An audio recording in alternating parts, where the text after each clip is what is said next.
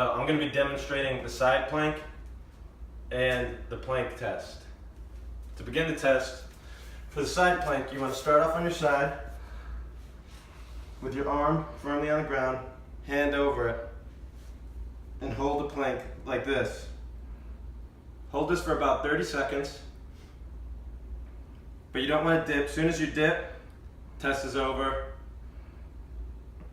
And if this is too easy, you can start with the hand sweeping motion. So up, 1, 2, down, 1, 2, up, 1, 2, down, 1, 2.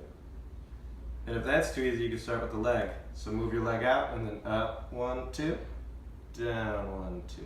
Very controlled, very easy. You can even do both at the same time.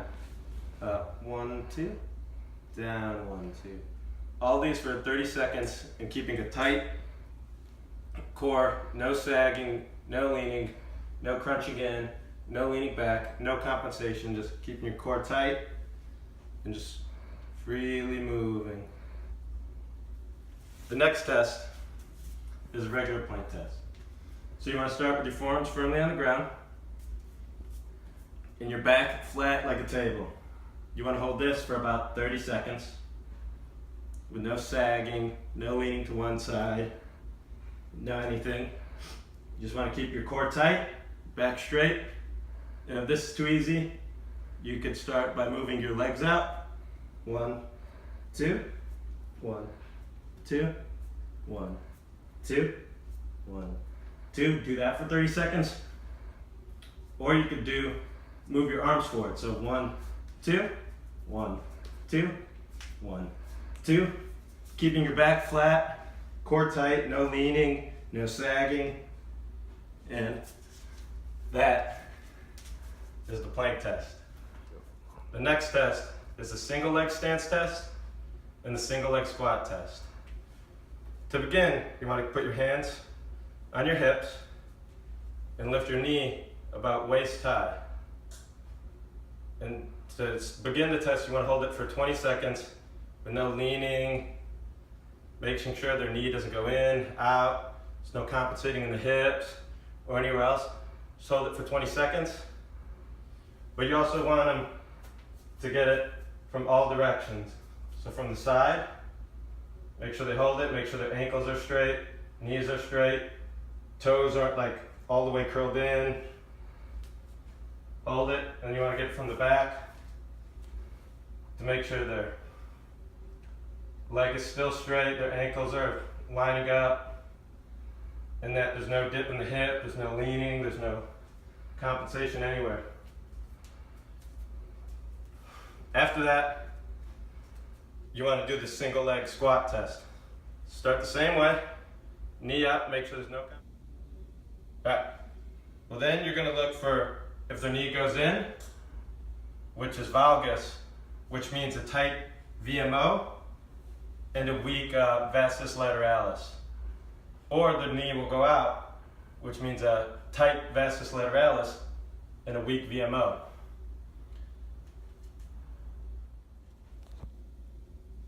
The next test is the shoulder mobility test.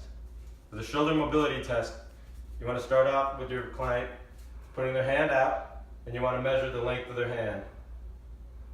After measuring the length of the hand, you want them to put their arm on the opposite shoulder and move it up and down. If there's any pain whatsoever, you want to send them to a doctor because their mobility is so restricted that it needs to be checked for an injury. All right, following that, you want to have the client put one hand on the top of their back and one behind it and try to get as close as possible. And then make a fist and then measure the distance in between. If the distance is greater than 2 hands, the patient gets a 1. If it's greater than 1.5, the patient gets a 2. And if it's less than 1.5, they get a 3. I was pretty close, I even touched my hands, so I probably got a 3. What? The foam rolling technique that will help you in the plank test and the side plank test is to begin with the roller on the ground, start about at your gluteus maximus, and slowly move up and down on it. Really get your whole back all the way up to your rhomboids. And rolling. Ooh, really digging in, really putting pressure on your back. And then to help you for the side plank loosen up, get your obliques. Do the same thing, really dig deep. Put some pressure on it, really loosen yourself up.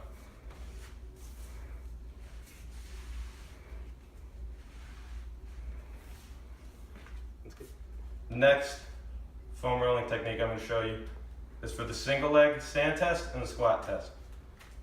You want to begin the foam roller on the ground, and you're going to stretch, or you're going to roll your vastus lateralis and IT band.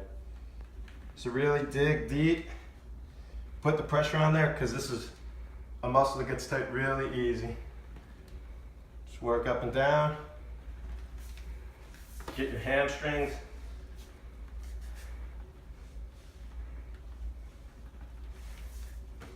And don't forget your gastroc soleus. A lot of people forget to roll out their calves, and that can cause a lot of tightness throughout the leg. And this can improve your squatting technique and your ability to balance. The next step is to roll out your VMO. You could use a ball. I'm just going to use a foam roller. Place the foam roller, place your knee right here, and just go up and down, really putting the pressure on there.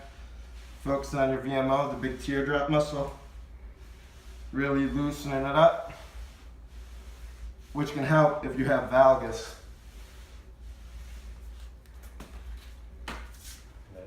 Good? Next thing you want to do, the next foam rolling technique is for the shoulder mobility test. Tight muscles that will affect this test are your pectoral minor, your pectoral major, your deltoids. So what you want to start is putting the ball on the wall, like an edge of a wall, and really digging into your pec. Start up high, then work your way low, moving back and forth, really digging into the muscle. It's gonna hurt, it's because you usually don't massage this muscle out, but it will definitely help with mobility, especially in your upper body. Next, what you want to do is the deltoid. So you want to start with the anterior part of your deltoid, really putting pressure on it, going up and down, side to side, even rolling around, just really loosen up. Then move to the posterior head of the deltoid. Do the same thing, really dig into it, really loosen it up. It should really help. Then move to the teres minor for the rotator cuff muscle.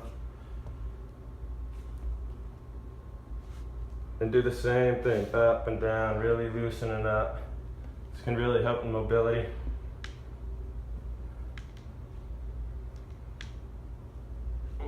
And this should help with the shoulder mobility test.